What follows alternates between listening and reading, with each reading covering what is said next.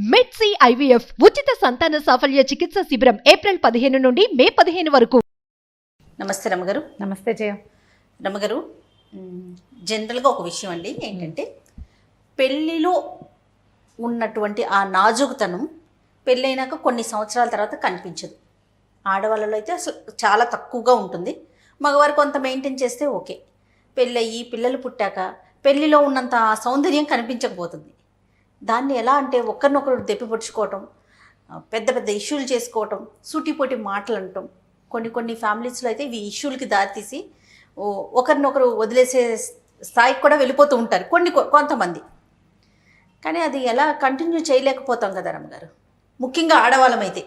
అంటే పెళ్లిలో ఉన్నట్టుగానే సన్నగా నాజుగ్గా గట్టిగా ఏదైనా పలచగా అలాగా డెలివరీలు అయ్యాక కొంతకాలం గడిచాక ఓ 10 ఏళ్ళు పోయాక కొంచెం తక్కువ ఉంటుంది.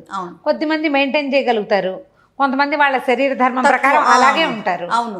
ఎక్కువ భాగం ఏంటంటే ఇప్పుడు ఈ ప్రెగ్నెన్సీలు, లేట్ ఇష్యూస్ లేదా ఎర్లీ ఇష్యూస్, కొంచెం రెస్ట్ తీసుకోవటాలు, సిజేరియన్ తర్వాత రెస్ట్, తర్వాత పిల్లలు పుట్టాక కొంచెం శ్రద్ధ తగ్గిపోయి ఈ పిల్లల గోల్లో పడి వీళ్ళు మెయింటెనెన్స్ అది సరిగ్గా చేసుకోలేకపోవటాలు, దాంతో బాడీ షేమింగ్కి పాల్పడుతూ ఉంటారు మగవాళ్ళు. ఆడవాళ్ళు కూడా పాల్పడతారు చేయ. ఆడవాళ్ళు చేసేది ఏంటి, ఇప్పుడు ఆడవాళ్ళకి పొద్దొచ్చింది, ఒళ్ళొచ్చి ఏదో వస్తుంది, మగవాళ్ళకి మాత్రం పొట్ట రావా వస్తుంది కదా, బట్టతల తప్పదు, జుట్టు ఊడిపోతుంది కదా, మరి పొజ్జ వస్తుంది ఎంతో కొంత. 30 దాటేసరికల్లా కొంచెం సుఖంగా హాయిగా సంతోషంగా ఉంటే మెల్లిగా పొజ్జ వస్తుంది. పెద్దగా మెయింటెనెన్స్ ఫ్రీక్స్ కాదనుకో, ఏదో రకంగా ఉంటారు, క్రమంగా వీళ్ళకి పొజ్జ వస్తుంది. వీళ్ళకి వస్తాయి. ఏజ్ని అనుసరించి ఆడకైనా మొగకైనా కొంత శరీర ధర్మాలు మారుతాయి, తత్వాలు మార్పు వస్తాయి, వాళ్ళు పాడవుతారు, వీళ్ళు పాడవుతారు. ఇప్పుడు ఈ సౌందర్యాలు చూసి పెళ్లి చేసుకున్న వాళ్ళ వ్యవహారాలు ఏమో మనం చెప్పలేకపోతాం. మామూలుగా ఏదో కంపానియన్షిప్ ఎట్లా కొట్లా చూసుకుని పెళ్ళిళ్ళు చేసుకుంటాం. కాలక్రమాన్ని ఇలాగే అవుతుంది. ఈ కలిసి ఉండటం అనేది అలవాటు అయిపోతుంది కాబట్టి ఆ అలవాటు ప్రకారం కలిసి కాపురాలు చేసేసుకుంటాం, పిల్లల్ని బెక్కనేస్తారు, పెంచేసుకుంటాం, ముందుకు తీసుకెళ్తూ ఉంటాం. కానీ ఉండుండి బాడీ షేమింగ్కి పాల్పడతారు. అది ఎప్పుడవుతుంది, ఆ భార్యకి ఫ్రెండో వాళ్ళ కజినో వీళ్ళ ఏజ్ వాళ్ళు ఎవరో నాజుక మహాసౌందర్యవత ఒక ఆవిడ కనపడంగానే ఆవిడ బాగుంది ఈవిడ బాగులేదు లాంటివి వస్తాయి. ఆ పిల్లలు పుట్టాక ఏం మెయింటైన్ చేస్తావు నీవిడంటే ఆవిడకి మాత్రం పుట్టలేదు, ఆ పిల్లలు ఆవిడ బాగుందిగా అనిపిస్తుంది. ఇప్పుడు అదే ఈవిడ కూడా ఇతని ఫ్రెండ్నో క్లాస్మేట్నో వాళ్ళ బావనో ఎవరినో చూపించి వాళ్ళు భలే సన్నగా ఉన్నారు, వాళ్ళకి జుట్టు ఉంది నీకు లేదు అంటే ఎంత హర్ట్ అయిపోతారు. అదంతా హర్టింగ్గానే ఉంటుంది కదా. ఇలా ఉంటాయి మనుషుల తత్వాలు. ఏంటంటే ఏదైనా చూసినప్పుడు వాళ్ళు బాగున్నారనుకోవాలి కానీ నువ్వు అలా ఎందుకు లేవు లాంటి ప్రశ్నలు వేయకూడదు. చాలా ఈగో హర్ట్ అయిపోతుంది చేయాలి. అసలు ఎంత ముళ్ళులాగా లోపల ఉంటుందంటే అది పోనే పోదు, మనశ్శల్యం పోదు, కష్టంగా ఉంటుంది. కాదు పొట్టి లావు అట్లానే పిలిచేస్తూ ఉంటారు, లడ్డు లడ్డు లడ్డు గుండుసు బోండుసు అలాంటివే పిలుపులు కనిపిస్తుంటాయి. లడ్డు బడ్డు ఇవే పిలుపులు. వాళ్ళు హట్ అవుతారు అని ఆలోచించలేకపోతారు. నలుగురిలో కూడా అలాగే గుండుసు బోండుసు అంటే వాళ్ళకి కష్టంగా ఉంటుంది కదా, మరి ఏం చేస్తారు, భలే బాధగా ఉంటుంది. దానికి ఏం చేయలేదు. కాదు రమ్మగారు, ప్రతి సంవత్సరం పెరిగే వయసు కదా, ఎవరికైనా మీకైనా నాకైనా ఎవరికైనా వయసు పెరుగుతుంది కానీ వెనక్కి వెళ్ళాం కదా, ముందుకే కదా పోతూ ఉంటాము. అలానే ఉండటానికి మనం ఏమన్నా అమృతం తాగామా? సేమ్ ఒకేలాగా అదే ఫిగర్ మెయింటైన్ చేయటం అంటే ఎలా, ఎవరికైనా తప్పదు కదా. మనం కూడా ఇలాగే మార్పు వస్తుంది, మనం కూడా ఇవాళ మారకపోతే రేపొద్దున మారుతాము. ఒకళ్ళ మనసు ఒకళ్ళు మనసు ఎరిగి ఉండాలి కానీ శరీరం ఏముంది, మార్పు చెందే వ్యవహారం అది. మారంది ఏమిటి, ఒకళ్ళ మీద ఒకళ్ళకు ఉండేటువంటి ఆపేక్ష, ఫ్రెండ్షిప్, మనసులు మారవు పెద్దగా, మిగిలిన మారుతూ ఉంటాయి. కాలక్రమంలో శరీర ధర్మాలు మారిపోతాయి కదా.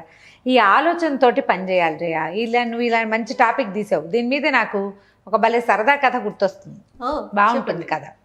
ఆడే దెయ్యం పాడే దెయ్యం. బాగుందండి. బాగుంది కదా. ఒక ఊళ్ళోనట ఒక నిత్యానందం, ఓ చిదంబరం అని ఇద్దరున్నారు. నిత్యానందానికి కళ్ళు లేవు, చిదంబరానికి చెవులు లేవు, అతను చెమిటివాడు. వీళ్ళిద్దరూ ఏదో భిక్షాటం చేసి సంసారాలు పోషించుకునేవాళ్ళు. వీరికి పుట్టు చెముడు ఏం వినపడదు, అతను గుడ్డి. పెళ్ళిళ్ళు అయినాయి, భార్యలు ఉన్నారు, ఇళ్ళే విధంగా భిక్షాటం చేసే వాళ్ళ ఇళ్ళు ఎలా నడుస్తాయో అలాగే వాళ్ళ ఇళ్ళు నడిచిపోతున్నాయి. వీళ్ళిద్దరూ కలిసి తిరిగేవాళ్ళు. కలిసి దేవాలయాల దగ్గర అక్కడ ఇక్కడ చోట ఒక దుప్పటి పరుచుకొని కూర్చొని ఒక 10 పావలాలు వస్తే కొబ్బరి చిప్పలు అరటిపళ్ళు దొరికితే వాటితోటి జీవితం ముందుకు తీసుకుపోయేవాళ్ళు. అయితే ఒకనాడు ఏమైంది, వీళ్ళు ఏమనుకున్నారు, మన ఊళ్ళో దేవాలయం దగ్గర డబ్బులు పడట్లేదు, పక్క ఊళ్ళో దేవాలయానికి వెళ్దాం అనుకున్నారు. వీళ్ళిద్దరూ నడుచుకుంటూ వెళ్తారు. ఈ గుడ్డెతను ఇతనికి సాయం కావాలి. ఈ చెమిటిపాడైనా అప్పుడు ఈ వెహికల్స్ పాడు ఏమున్నాయి, ఏవో ఎడ్ల పళ్ళు అవి కంటికి కనపడతాయి కదా, పిలిచినా పిలవకపోయినా ఇతనికి వినిపిస్తాయి. వెనకాల వచ్చే శబ్దాలు కళ్ళు లేని అతనికి వినిపిస్తుంటాయి కదా. ఈ అంధుడును ఈ బధిరుడు ఇద్దరు కలిసి వెళ్ళడం మొదలుపెట్టారు. ఎక్కడికో వెళ్ళారు. వెళ్తుంటే ఏమైంది, ఆ దేవాలయానికి ఇంకా దూరంలో ఉండగానే వీళ్ళు ఒక అడవిలోంచి దాటుకుంటూ వెళ్ళాలి.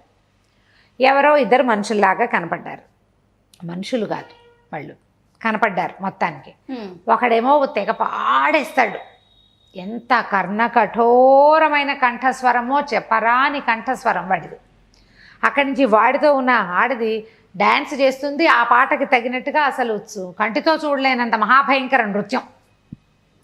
వీళ్ళిద్దరూ హడిలిపోయారు. ఏమిటి ఈ మోత ఏమిటని, ఈ కళ్ళు లేని ఆయన ఏమిటి ఇదేదో ఎగిరేస్తుంది, ఇదేం డ్యాన్సు అనేది ఈ చెవిటి ఆయనకి అర్థం కావట్లే. వీళ్ళిద్దరూ ఒకళ్ళు మాట్లాడుకున్నారు. ఒరే ఆ గుడ్డివాడు అన్నాడు, ఎవర్రా వీళ్ళు ఏమిట్రా నాయన అని గుడ్డెత్తని అడిగాడు.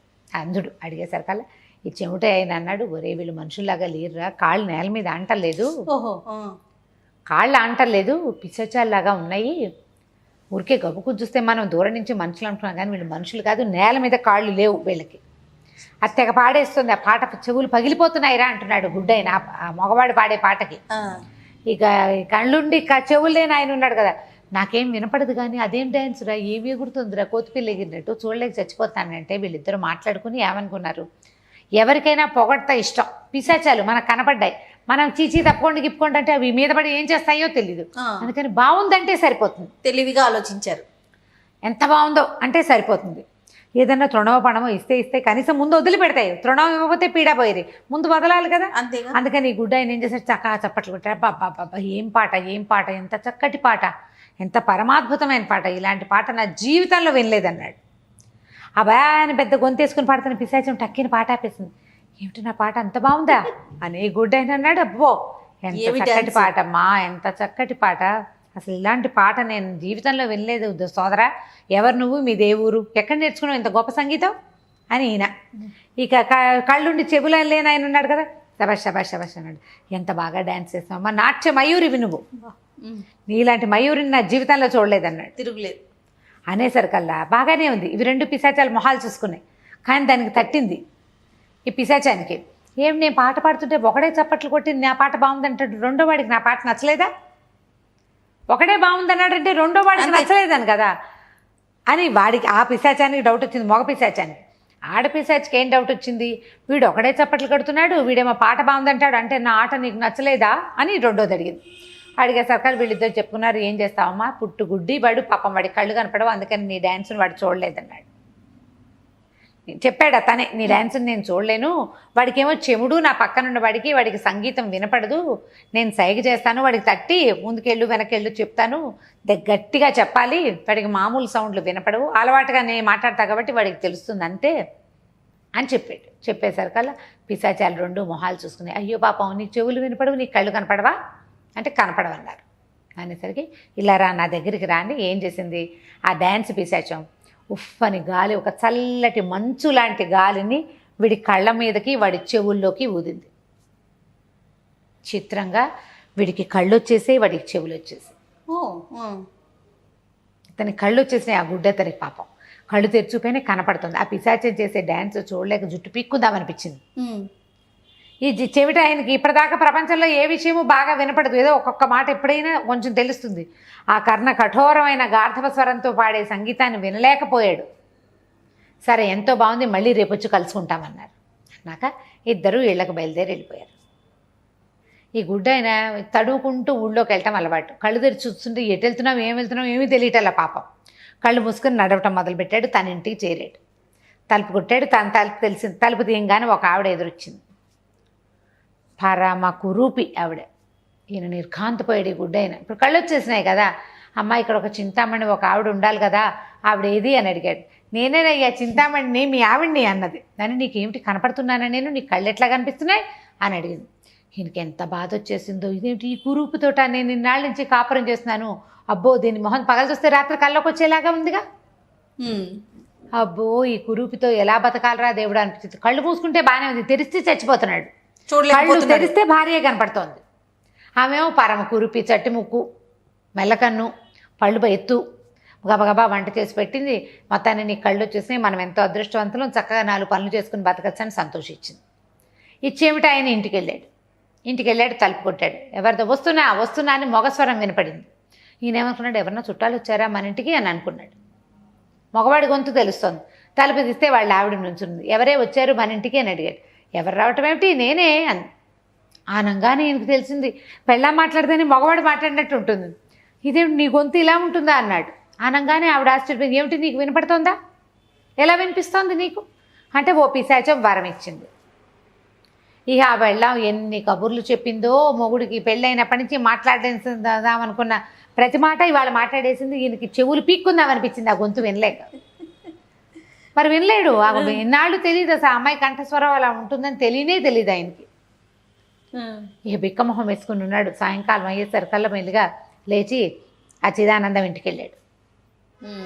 నిత్యానందం, చిదానందం ఇద్దరు ఒకళ్ళ మొహాలు ఒకళ్ళు చూసుకున్నారు, చెప్పుకున్నారు. బోరి నాయన, మా ఆవిడ గొంతేం గొంతురా, కర్ణ కఠోరంగా ఉంది, మొగ గొంతురా, అది మాట్లాడుతుంటే మొగాడే దాని నోట్లో దూరి మాట్లాడుతున్నట్టుగా ఉంది, నేను వినలేకపోతున్నాను రా అని వీడు. అయ్యో మా ఆవిడ ఎంత కురిపోరా, చూడలేక చచ్చాను అనేసరికి సరే ఏం చేశారు, మన ఇద్దరం వెళ్ళి పోయి పిశాచాల దగ్గరికి వెళ్ళి వాళ్ళకి చెప్దామనుకున్నారు. అక్కడికి వెళ్ళేసరికల్లా 2 పిశాచాలకి చెప్పినాను, ఈ కన్నొద్దు ఈ చెవొద్దు అని చెప్పారు వీళ్ళు, మాకు ఇవ్వద్దు అనేసరికి ఆ పిశాచాలు 2 ఆశ్చర్యపోయినాయి. మరి ఇన్నాళ్ళు నీకు కళ్ళు లేవు, వీడికి చెవులు లేవు, మీతో కాపురం చేయలే వాళ్ళు? ఈ కళ్ళు లేని అతనితో కురూపైతే మాత్రం కళ్ళన్నా లేని వాడితోటి కాపురం చేసింది, ఎంత బాగా చూసుకుంది నేను. కళ్ళు లేని వాళ్ళతో కాపురం అంటే ఎంత కష్టపడాలి వాళ్ళు, అవతల రెండో వాళ్ళు చాలా పని చేయాలి. వీళ్ళ ఇబ్బంది వీళ్ళకు ఉంటుంది, అవతల వాడు ఎక్కువ ఇబ్బంది పడాలి కదా. ఆ అమ్మాయి మరి ఆవిడ మంచితనంతోటే కదా. ఈ ఇప్పుడు చెమిటాయన ఉన్నాడు, ఏం చెప్పినా వినపడదు, ఏ వస్తువు తీసుకురాలేడు, కాగితం రాసిస్తే కానీ కుదరదు, ప్రతిదీ రాసి చూపించాలి. ఎంత చచ్చి ఉంటుంది ఆవిడ పాపం. కానీ మంచి మనసుతోటి నీతో బాగానే ఉంది కదంటే పెళ్ళాలతో కంప్లైంట్ లేదు, ఆవిడ రూపంతో ఈవిడ గొంతుతోటి తప్ప. ఈ 2 పిశాచాలు వాళ్ళిద్దరికీ అర్థమయ్యేలాగా చిన్న కౌన్సిలింగ్ చేసినాయి అన్నమాట. రూపాలకి స్వరాలకి వాటి వెనకాల వెళ్ళకండి, మనసు వెనకాల వెళ్ళండి. ఆ మనసుతోటే వాళ్ళు ఇంతకాలం మీతో కాపురం చేశారు. మీకు భగవంతుడి లాంటి అవకాశం ఒకటి వచ్చింది, అవకాశం పిశాచాల వల్ల. వీళ్ళల్లో అవయవ లోపం ఉంది, అది సరి అయ్యేసరికి ఎదుటి వారిలో నుంచి లోపాలు వెతుకుతారు. ఎవరైనా అంతే కదా. ఇద్దరు మళ్ళీ బుద్ధి తెచ్చుకుని ఇంటికి వెళ్ళిపోయారు. కాస్త కాళ్ళు చెవి వినపడ్డము, కన్ను కనపడ్డం వచ్చింది కాబట్టి ఏదో కష్టపడి పని చేసుకుని భార్యలతోటి సుఖంగా ఉన్నారు. పిశాచాలు చేసాయి, ఆడే పిశాచం పాడే పిశాచం 2 కలిసి వీళ్ళిద్దరిని సరిచేసినాయి. ప్రతిసారి మన జీవితంలో ఎవరొచ్చి మనని సరిచేస్తారు? పిశాచాల కాలం కాదు కదా. దేవుడు రాడు, దయ్యము రాదు. ఖచ్చితంగా మనని మనం సరి చేసుకోవాలి కదా. మనతో పాటు ఉన్న మన కంపానియన్ని చిన్న బుచ్చితే మన జీవితం ఎలా వెళ్తుంది? ఒక చక్రంతో బండి నడుస్తుందా? ఎక్కడైనా నడవదు కదా. చాణక్యుడు అంత వాడు చెప్పాడు, ఒక చక్రంతో బండి నడవదు. బండి నడవాలంటే 2 చక్రాలు ఉండాలి, కావాలి కదా. ఈ 2వ చక్రానికి దానికి ఆ ఇరుసు మధ్యలో పుల్లలు ఉంటాయి, పుల్లలన్నీ నువ్వు విరకొట్టేస్తే అది ఎట్లా నడుస్తుంది? నీతో పాటు చక్రమే ఉంటుంది, అంతే. యాంత్రికంగా వాళ్ళు మీతోటి ఉంటారు. వాళ్ళని సంతోషంగా ఉంచుకోవాలంటే, వాళ్ళు మనము సమానమైన నడక నడవాలంటే వాళ్ళని చిన్నబుచ్చకూడదు. ఇప్పుడు ఏదైనా వంట రాదు, నేర్చుకోగలరు. అదే అవయవలోపము లేకపోతే సౌందర్యం లేకపోవటము, లావైపోవటమో బక్కచిక్కిపోవటమో ఏదో ఉంటే దాన్ని ఎట్లా సరి చేసుకోగలుగుతారు? ఏదో కష్టపడతారు, కానీ ఎంత మటుకు మార్చుకోగలరు జయ? కొంత లావుగా ఉంటే సన్నబడగలుగుతారు, కొంత ట్రై చేస్తారు. మళ్ళీ బక్కటి వాళ్ళు ఏవో అవి ఇవి తిని ఒక్క రవ నున్నగా అవ్వగలుగుతారు. అంతేగాని ముక్కు, మూతి, కన్ను, చెవి వాటిని మార్చుకోగలమా? మన వల్ల అవుతుందా? మరి ఒకవేళ మార్చినా మనం అనుకున్నట్టుగా మారుతుందా? అది పుట్టుకరీత్యా వచ్చినాయి, ఎలా మార్చుకోగలుగుతాం? ఎలా మారుతాయి? జుట్టు లేదు, పలసగా ఉంది, లేకపోతే జడ పొడుగ్గా లేదని సరే మార్చుకుంటాం, ఏదో చేసుకొని మార్చుకోగలుగుతాం. ఎన్ని రోజులు ఉంటుంది? అది ఎన్నాళ్ళు ఉంటుంది? వయసు పెరిగే కొద్ది మార్పు వస్తుంది కదా. కాబట్టి వ్యక్తులని చూడాలి, చర్మంపై రంగు కాదు, తోలు కింద ఉన్న మనసును చూడాలి. అది సరిగా లేకపోతే అది వేరే కథ. కానీ బాడీ షేమింగ్కి మాత్రం పాల్పడకూడదు. అమ్మాయిలైనా అబ్బాయిలైనా కూడా. మీరు వివాహం చేసుకుని కొంతకాలం కలిసి ఉన్న తర్వాత జీవిత రథాన్ని అదే విధంగా ముందుకు తీసుకెళ్లే ప్రయత్నం చేయాలి. కానీ ఈ ఒకళ్ళనొకళ్ళు అనుకుని ఎవరి ముందైనా చిన్నబుచ్చుకుని ఆ లోపల ఘాసిగా నొప్పి కలిగించేలాంటి మాటలు ఉంటే మానేస్తే జీవితం బాగుంటుంది. ప్రయత్నం చేసి చూడండి. తప్పకుండా. నమస్తే రమగారు. నమస్తే చేయండి.